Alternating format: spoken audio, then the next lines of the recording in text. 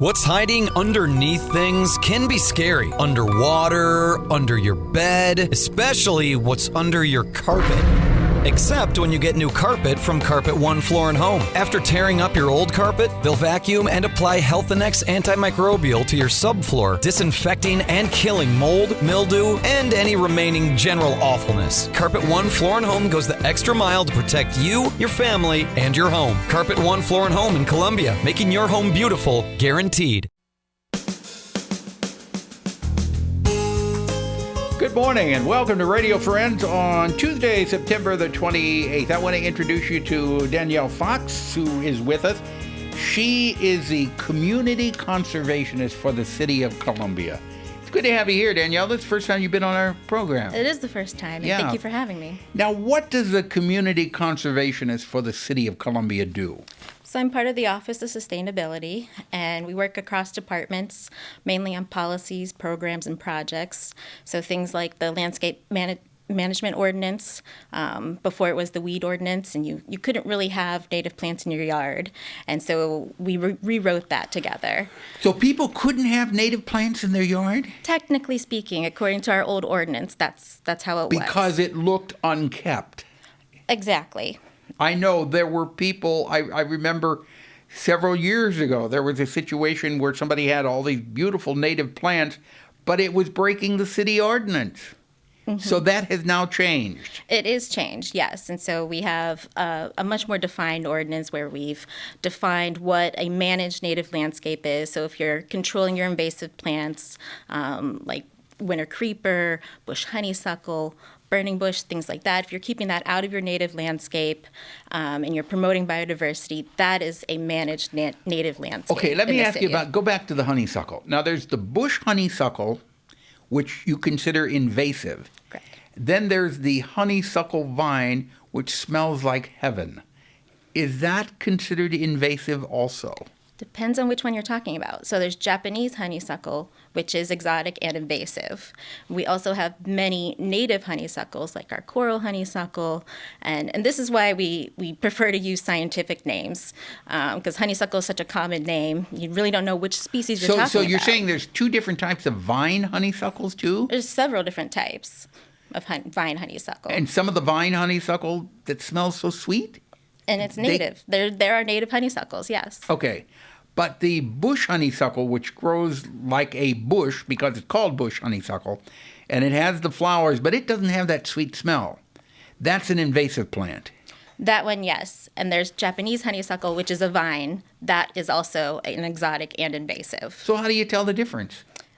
It's, you got to learn. Okay. What are you doing along the roadsides trying to protect pollinators? So we're converting mowed turf grass into native prairie vegetation.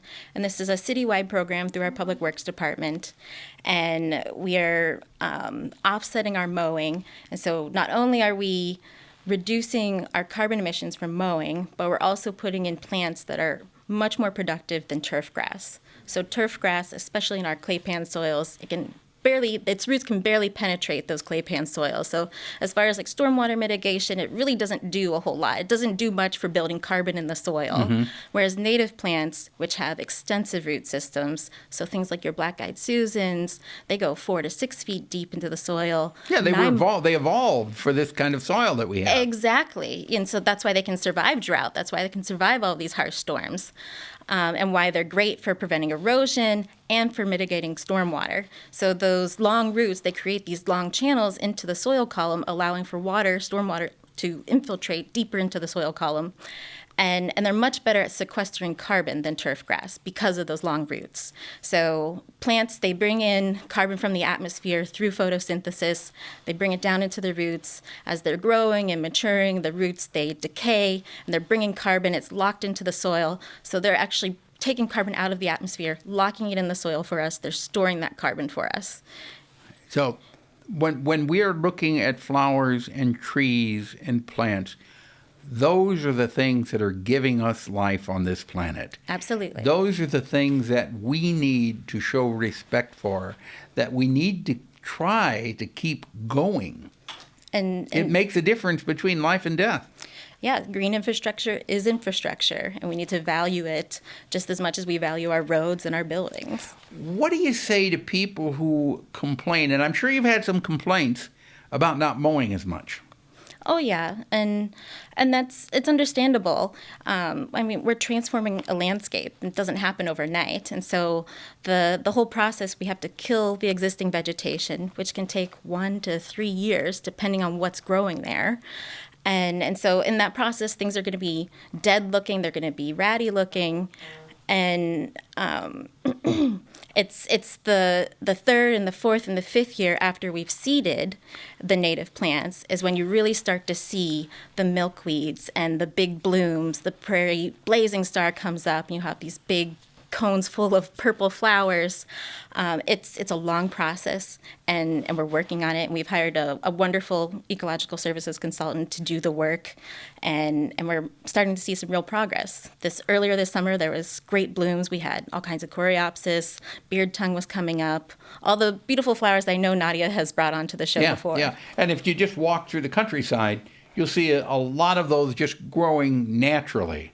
Along the road. That's the one thing. Now, I live out 30 miles north of Columbia and on Route F, and we have so many beautiful, wonderful wildflowers growing along the road. I wish MoDOT did not cut as often as they do, because then it cuts down the flowers. And those are all important pollinators for us. Absolutely, yes. And How do we get the word out to have enough people understand how important it is to have those native plants survive? we talk about it, what we're doing right now. And,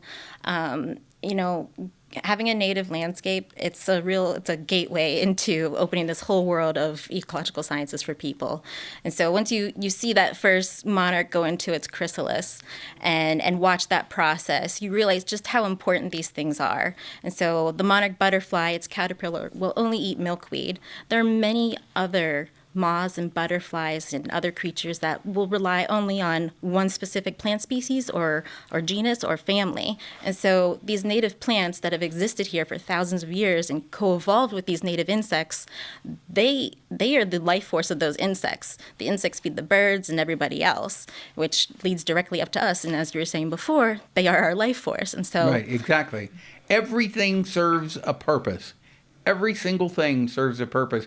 And many times mankind comes in and we just kind of upset the balance there and make a mess of things. And we do, and that's why this program is so exciting. And not only are we mitigating climate change by bringing carbon into the soil, but we're also creating a more resilient environment by creating more biodiversity. So Okay. biodiversity is all the animals in an area. Yeah. And the more biodiversity that you have, the better we all are. the better off we All are. right. Yeah. If you want more information on this, they can go to the City of Columbia's website, right?